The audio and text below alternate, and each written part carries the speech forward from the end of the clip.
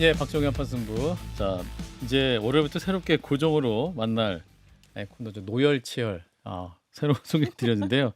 오랜만 CBS에 오셨습니다. 이제 한판승부 오셨다고 표현해야죠. 노영희 변호사님, 네, 어서 오십시오. 안녕하세요. 네, 잘 지내셨어요? 오랜만에 뵙습니다. 네, 잘 지냈습니다. 어떻게 지내셨습니까? 방송만 하시고. CBS를 그리워하면서. 그리하셨던 거 맞죠? 아이, 예, 그럼요. 환영합니다. 네.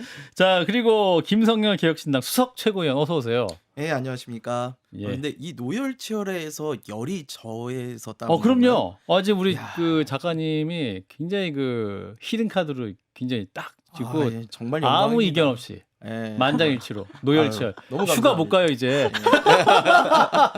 대타가 없어. 노열치열에서 이 노열. 그러네. 예. 이제 중소기획사에서 이렇게 스케줄 없는 예. 아티스트로 뛰다가 그러니까. 정말 영광이고요. 예. 오늘 또 이렇게 우리 정치평론계의 아이유 우리 노영희 변호사님과 아이유였구나. 그리고 또 우리 오마이의 최고 미남 박우신 기자님과 함께하게 돼서 정말 영광입니다. 자, 예. 자연스럽게 오마이뉴스의 최고 미남 황우신 기자 어서 오세요. 네, 미남은 아닙니다만 아무튼 예. 월요일에도 이렇게 보니까 약간 어색하긴 한데요. 잘 아니, 해보도록 아까 하겠습니다.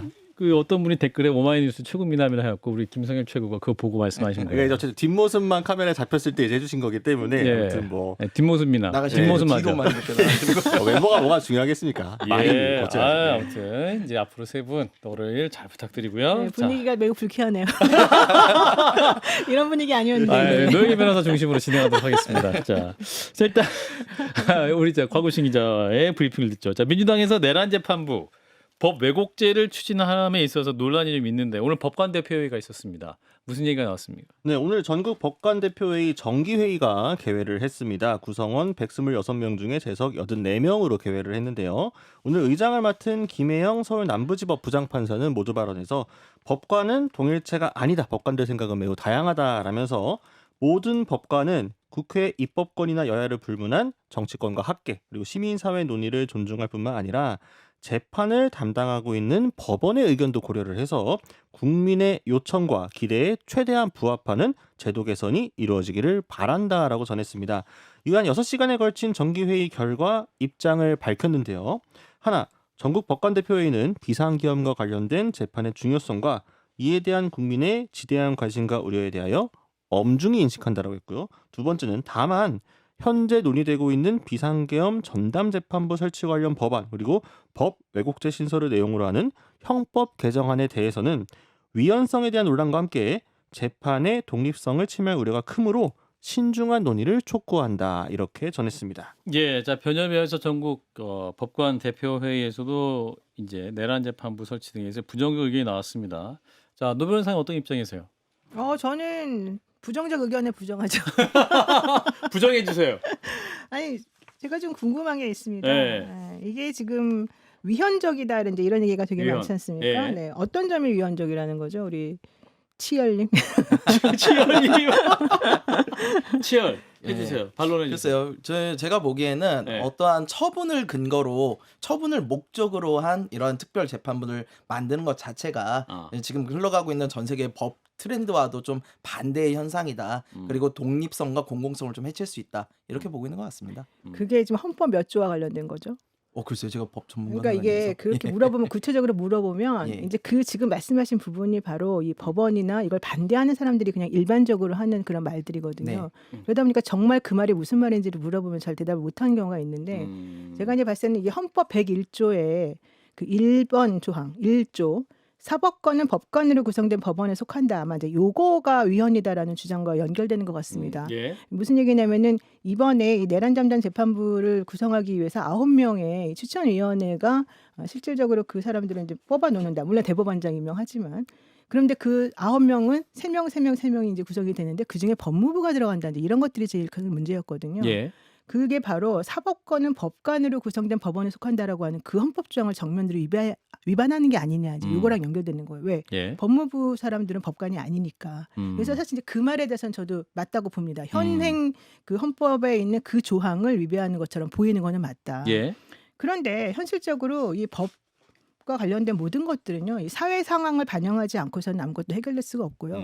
실제 모든 것들은 이 국민들의 민심이나 국민들의 여론을 따라가는 방향으로 항상 개정이 되기 마련이거든요. 근데 지금 현재 왜 이런 얘기까지 나오게 됐느냐를 생각해 보게 되면 그렇게 법원에서 주장하고 있는 독립이라고 하는 사법권의 독립이라고 하는 그것을 그 근거로 전제로 깔고 있는 사법의 신뢰라는 걸 망가뜨렸기 때문에 이 일이 벌어지는 건데 그렇기 때문에 사실은 우리는 헌법도 이제 바꿔야 된다는 얘기를 하는 와중 중에 이런 얘기들도 사실 다 바뀔 수밖에 없는 거예요. 그러니까 제가 하고 싶은 말은 이게 절대적인 진리가 아니다. 그래서 현실적으로 법관을 구성된 법원에 속한다라는 그 문장이 그 규정이 정말로 위배된다고 생각하면 그 규정에 맞는 것을 바꿔주는 거는 필요하다. 그래서 위헌과 관련된 부분에 대해서는 위헌성을 최소화시키는 게 맞다고 지금 민주당도 얘기하고 있고 그다음에 많은 헌법학자들도 얘기를 하고 있는 것 같아요.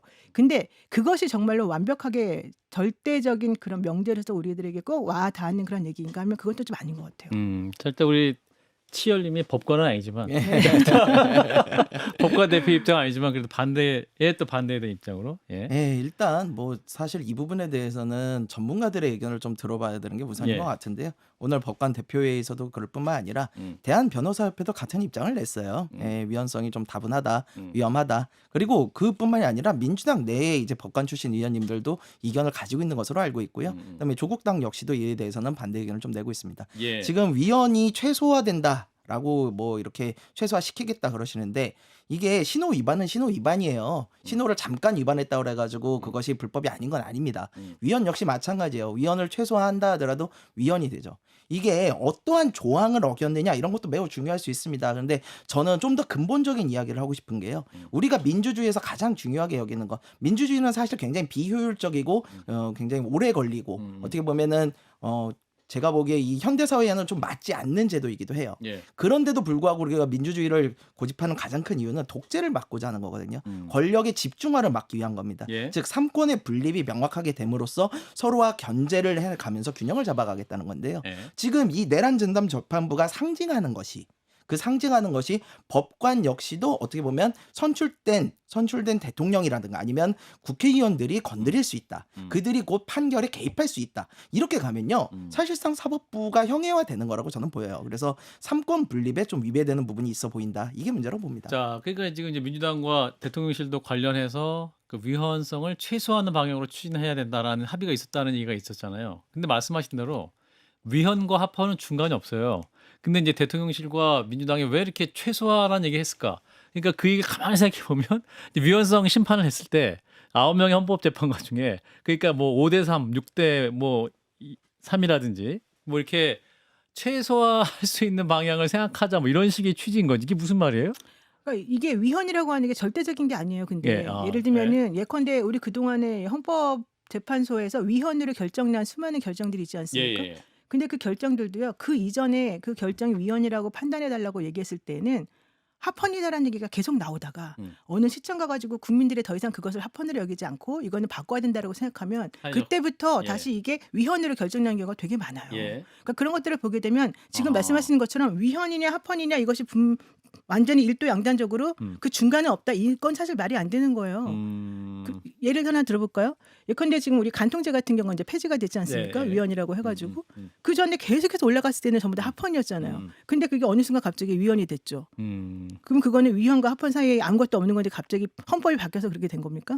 아니잖아요. 그러니까 다수설적으로 가는 방향으로. 그러니까 그 얘기는 무슨 얘기냐면 위헌하고 합헌 사이에 아무것도 없다. 오로지 일도양단이다. 이런 말 자체가 안 맞는다는 안 거예요. 맞는다. 예, 그러니까 그 위헌으로 결정하거나 헌법 불합치라고 결정하거나 판사님들이 판단을 할 때는 예. 그냥 그 문구만 가지고 판단하는 것이 아니고 사회적인 함의라고 하는 걸 가지고 판단하는 경우가 많은데 실제적으로 이 사건 같은 경우에도 지금 내란 전담 재판부라고 하는 걸 설치하는 것이 왜 위헌이냐? 제가 분명히 말씀드렸잖아요. 법관으로 만들어진 사람들이 이 사법권을 가진다라고 하는 그것 때문에 그 문항 때문에 사실은 이제 위헌이라고 말할 수는 있을지언정 그렇다고 해서 내란 전담 재판부가 꼭 처분적 법률이고 처분적으로 특별법 만드는 것 때문에 무조건 위헌이다. 그 말은 당연히 안 맞는 말이고 여러 가지 측면에서 따져보게 되면 그 부분에 있어서는 사람들의 생각이 달라지는 것에 따라서 얼마든지 이것은 위헌이 아니다라고 판단할 여지도 있기 때문에 최소화라는 말을 지금 민주당이 쓴다라고 하는 걸 말하는 거예요. 자, 네, 예. 저는 그 부분에 있어서 좀 생각이 다른 게요. 이제 물론 법이 시대성을 반영해야 됩니다. 이제 헌법이라는 것도 절대적이지 않아요. 그러니까 우리가 헌법 개정을 하는 거 아니겠습니까? 이렇게 만약에 이 부분이 현재는 위헌이지만 바뀌는 게 낫겠다라고 생각을 한다면 우리 헌법 개정을 하셔야 돼요. 헌법을 개정하고 나서 이에 대해서 국민들에게 투표를 받아가지고 개헌을 하고 나서 하시면 되죠. 현재의 제도가 이렇게 돼 있는 상황을 바꾸는 절차라는 게 있지 않습니까? 이 절차적 정당성을 무시하게 되면요, 민주주의 사회에서 타협에 이르기 매우 힘들 부분이 근데 있습니다. 그러니까 절차적 정당성 무시하지 말자고 지금 얘기가 나오는 거고 그래서 사실은 민주당도 그렇고 대통령실에서도 이걸 최소화시켜가지고 그런 문제 발생하지 않도록 합시다라고 얘기하는 거고 거기에 대해서 그럼 좀 더 논의해보자라는 얘기가 나온 거고 여기까지는 저는 괜찮다고 봐요. 근데 예컨대 이런 게 있어요. 세월호 이거 뭐 맨날 하는 말이긴 하지만 세월호 사건이 터졌었을 때 양승태 대법원장 그 휘하에 있던 대법원 그 법원 행정처에서 뭘 만들어냈느냐? 예. 세월호 특별재판부를 설치하자 그랬었어요. 세월호 특별재판부를 설치하자. 그리고 세월호 특별재판부를 설치하자.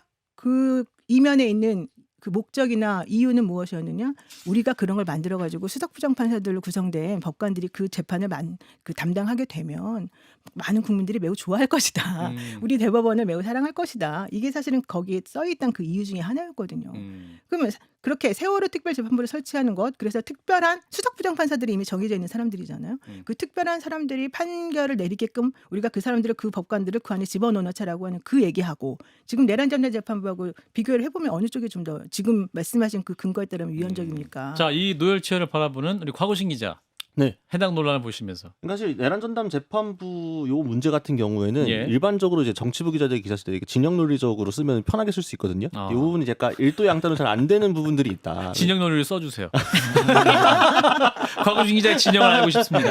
왜냐하면 네. 일단 국민의힘만 지금 반대를 하고 있는 것이 아니라 사실 네. 혁신당에서도 좀 반대를 하고 있고 또 원 밖으로 나가게 되면은 참여연대나 민변에서도 필요성은 인정하면서도 정밀한 보완이 필요하다라고 우려하는 의견들을 내고 있거든요. 그러니까 예. 이건 단순히 내란전담 재판부는 무조건 해야 돼. 이거에 반대하면 다 내란 동조 세력이야. 이렇게 하는 것도 안 되고 설치하는 순간 이거 위헌이야. 말도 안 돼. 야, 이게 다 뭐 헌법 파괴야. 라는 것도 사실은 말이 안 되는 건데 양측의 언어들이 너무 극단으로 가고 있다 보니까 오히려 지금 민주당에서도 이걸 정리하고 싶어도 마치 조금이라도 여기서 뭔가 조율하겠다고 하면은 내란에 동조하는 것 같고 이걸 계속 밀고 가게 되면은 저기 강성 뭐 친명 개딸 이런 것으로 몰고 가지니까 예. 이런 프레임들이 또 정치권의 합의를 좀 어렵게 만들고 있다. 그래서 저는 두 분이 잘 오늘 합의를 보시면 두 분이 합의라면 그러니까 전국 법관회의에 전달하도록 하겠습니다. 자, 그런데 위헌 시비를 최소화한다 할지라도 이게 만약에 이제 설치가 된 다음에 윤석열 전 대통령 측에서 혹은 변호인들이 위헌 법률 심판을 제청을 하면 내란 재판 자체가 중지될 수 있다.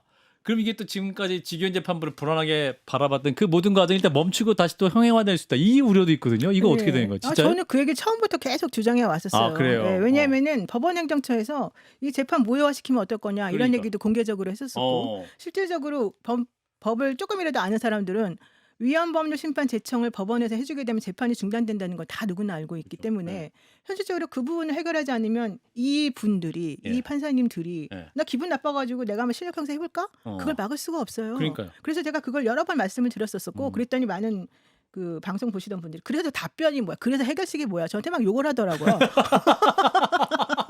대안이 뭐야? 대안이 뭐야? 근데 그 다음에 이제 추미애 그 법사위원장. 법사위원장이 얘기해 놓은 게 이제 있었었죠. 네. 그래서 헌재법을 좀 바꾸고 싶다. 왜냐하면 헌재 보게 되면 실제 어떤 그 조항에 48조 3항인가? 그러니까 네. 48조 1항인가? 단서 조항에 이제 그게 있다. 예. 그게 무엇이냐 하면은 실질적으로 이 사건이 긴급한 사건일 경우에는 종국 재판을 제외한 나머지 것에 대해서는 재판을 중단하지 않아도 된다라는 식으로 써 있는데 예. 만약에 이 내란이나 외환 같은 경우는 긴급하기도 하고 매우 중요한 재판이기도 하니까 이 부분과 관련해 가지고는 중대하고 긴급하다라고 판단되는 그 사건에 대해서는 1심, 2심이 진행이 되는 경우에는 실질적으로 이거를 뭐 멈추지 못하게 하는 걸 만들 수도 있지 않겠냐라고 물어보니까 헌재 사무처장이 그렇습니다라고 해가지고 이거 오케이 된 거 아니냐 이런 얘기까지 했었단 말이죠. 근데 이제 물론 그 부분에 대해서도 이제 대통령실에서도 좀 신중하게 합시다. 이거 위헌성 최소화시킵시다. 나중에 그런 시비 안 걸리게 합시다라고 하니까 일단은 법사위에도 뭐 좀 보류가 됐습니다. 그래서 앞으로 이런 문제가 절대 발생하지 않도록 아마 되게 신중하게 하려고 하는 것 같은데 오케이. 저는 이 부분에서 더 중요한 건 그게 아니라 대법원장이 가지고 있는 대한민국에서 가장 정말 제일 막강한 권력 이게 사실은 제일 이 사건에서 가장 핵심인 거라고 봅니다. 어떤 권력이죠? 대법원장은요 헌재 재판관도 지명할 수 있고요. 대법관에 대한 재청권도 갖고요. 모든 걸 다 본인이 인사. 가져요. 판사 모든 인사권. 걸 다 본인이 가져요. 이거 한번 좀 찾아보세요. 진짜 모든 걸 다 본인이 가져. 좀 찾아보세요, 모든 걸 다 빨리. 가져요. 예? 진짜 대단해요. 그러면서 예. 항상 하는 말이 사법부의 독립을 주장한단 말이죠. 어. 사법부의 독립이 중요합니까? 사법부의 신뢰가 중요합니까? 신뢰요. 전 둘 다 중요하다고 봐요. 독립은 신뢰를 위해 있는 거죠. 바로 그거죠. 예. 근데 제가 이렇게 말을 해도 우리 앵커가 이렇게 훌륭하게 진영 논리에 벗어나서 이렇게 얘기를 해주니까 정말 고마운데. 아, 널칠 좋네. 어. 예, 아무튼 그래가지고. 그러니까 이게 중요한 건 대법원장이 가지고 있는 이 어마무시한 이 권력 앞에서는 대한민국이 아무것도 그럼 해결할 수가 없는 문제가 된다는 거죠. 예. 기본적으로 권력이라는 것이요. 이렇게 집중이 되면 문제가 생기는 건 맞아요. 그래서 분산과 견제가 돼야 되는 부분이고요. 근데 이게 지금 내란 전담 재판부를 제가 바라보는 일반적 국민의 시선에서 말씀을 드리면 과유불급이다라는 생각이 들어요. 지금 이게 왜 진행이 되고 있는 겁니까? 우리가 앞서서 말씀드렸듯이 직위원 재판부라든가 이런 것에서 우리가 상식적으로 이해하기 어려웠던 그런 구속 취소나 이런 결정이 나면서 사법부의 신뢰가 떨어진 부분은 있어요. 근데 그렇다고 해서 윤석열 전 대통령은 사실상 현행범입니다. 예. 저도 그 자리에 현장에 있었습니다만 국회에 총칼을 든 군인들을 집어넣었어요. 2024년에요. 이게 말이 됩니까? 그러니까 이런 현행범이고 증거와 증인도 너무 많아요. 근데 이걸 갖다가 설마 이 사람들이 상식에서 벗어난 판결을 하겠느냐? 저는 이렇게 보지는 않아요. 그렇기 때문에 이 부분에 대해서 1심 판결이 지금 그러잖아요. 혹시나 1심 판결이 상식에서 벗어나는 수준이 나올까 봐 이걸 해야 된다라는 게 주로 취지거든요. 그렇다면 1심 판결 보고해도 늦지 않다. 전 너무 무리하게 추진하는 것이 오히려 상대편에게 빌미를 줄 수 있다. 저 사람들이 야 니들이 심판 다 세우고 니들이 다 법 바꿔가지고 우리 구속시킨 거지. 우리 원래대로 했으면 아니야. 이렇게 나서면 어떡할 겁니까? 예. 저는 그렇게 보고 있어요. 저는 기본적으로 직위원 부장님이 지금 현재 재판 진행하는 게 매우 문제라고 사람들이 다 인식을 예. 하고 있는 중인데 예. 물론 막 다는 아니겠지만 어쨌든 많은 부분들이 그럼에도 불구하고 저는 직위원 재판부가 이 건에 대해서 무죄를 선고할 수 있다고 전혀 보지 않아요. 직위원 재판부마저도 그렇죠. 사실은 유죄를 선고할 예. 수밖에 없다고 보는데 그럼에도 불구하고 이게 왜 필요하느냐 하면 이분은 내란죄라고 하는 걸 내란죄로 다루지를 않는 것 같아요. 지금 말씀하신 것처럼 내란이라고 하는 건 되게 중요하잖아요. 현행범이기도 했고 일반 잡범이나 마무리? 일반 예. 절도범 이런 거랑 틀린 거란 말이에요. 예. 그럼에도 불구하고 그 재판부에 들어가 보면 이게 정말 내란죄라고 하는 중대한 죄를 다루는 그런 법정인지 아닌지 헷갈리거든요. 우리는 그런 상황에서 이거를 믿을 수가 없어지게 되는 거죠. 예, 직위원 부장판사께서는 국민들 생각하셔서 좀 더 진지하게 또 재판에 임해주시면 좋겠습니다. 자, 이제 지방선거 약 6개월 앞으로 다가왔습니다. 자, 6개월 앞으로. 자, 오늘 이재명 대통령이 그런데 SNS에 그 정원호 성동구청장 이야기를 공유를 했습니다. 저희 방송에도 정원호 청장이 나오게 됐는데, 자, 이재명 하고 지금 SNS고요. 정원호 구청장님이 잘하기는 잘하나 봅니다. 저의 성남 시정 만족도가 꽤 높았는데 명함도 못 내밀 듯 크도 있었습니다. 성동구 정기 여론조사 관련해서 이제 주민 신뢰 최고다라는 이제 조선일보 보도 내용을 또 인용해서 이렇게 이제 올린 건데 전해 주실까요? 네, 이렇게 올리고 나자 이제 전 구청장도 이제 본인의 X 계정으로 화답을 했습니다. 원조 일잘로로부터 이런 칭찬을 받다니 하면서 감개무량할 따름이다라고 했는데요. 예. 더욱 정진하겠다라고 했는데 아무래도 전 구청장이 내년 6월 지방선거에 이 민주당 차기 서울시장 후보군 중에 한 명으로 꼽히다 보니까 좀 정치적으로 여러 화제를 낳은 것 같습니다. 예. 근데 이 대통령이 성동구청장을 언급을 한 게 이번이 처음이 아닙니다. 지난 11월 민주당 대표 당시에도 유튜브 라이브 방송 때 수도권에 진짜 잘하는 단체장들이 많다라며 그 중에 한 명으로 전 구청장을 직접 거론한 바 있습니다. 예. 자, 이런 가운데 자, 추미애 법사위원장 오늘 사의를 표명했는데 이제 경기지사 선거를 출마하기 위한 것이냐 뭐 이런 얘기가 나오죠? 네, 계속 후보군에 있었기 때문에요. 아무래도 역시 경기지사 출마를 위해 법사위원장 자리에서 물러나겠다 이런 뜻을 지도부와 원내대표단에 전달했다 이런 보도가 나왔습니다. 정청래 대표하고 김병기 원내대표에게 이 같은 의사를 밝혔다라고 하고요. 추 의원실 관계자의 멘트를 보면 법사위원장을 맡겠다고 할 때부터 했던 이야기다라면서 사임 예. 시점이 연내는 아닐 것이다라고 했습니다. 그래서 연말까지 이어질 것으로 예상되는 국회 필리버스터 전국이 끝난 뒤에 직을 내려놓고 경기지사 출마 준비를 본격화할 것이다라고 했는데요. 어쨌든 당원 당규회 같은 경우에 출마 시 사퇴 시한이 최고위원만 있고 상임위원장 없기 때문에 언제까지 할 것인가 이게 좀 관심이긴 했는데 예. 본인이 좀 과열될 것을 예상을 하고 사임으로 가닥을 잡았다라고 합니다. 예. 자, 민주당 이야기인데 자, 일단 정원호 구청장 유력한 서울시장 후보 중 여권 후보들 중 한 분이기도 합니다. 자, 대통령의 이런 이제 트위터죠. X에 이제 글을 올린 이 부분인데 자, 대통령의 의중이 있다 없다. 자, 노 변호사님 읽어주세요. 저는 잘 모르겠어요. 우리 대통령들이 너무 상황에 대해서 이렇게 말씀을 되게 너무 정말 좋아서 그러신 건지 잘 모르겠지만 인간적으로 좋아한 거다 편이 아니다. 그렇죠. 그러겠죠. 뭐 네. 개인적으로 아시는지 그러면 모르겠습니다만. 내일은 그럼 박주민 의원 거 올리고 그 다음 날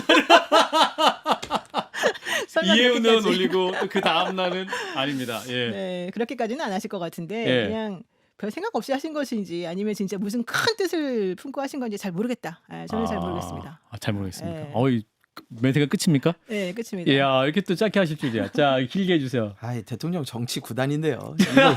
정치 구단이다.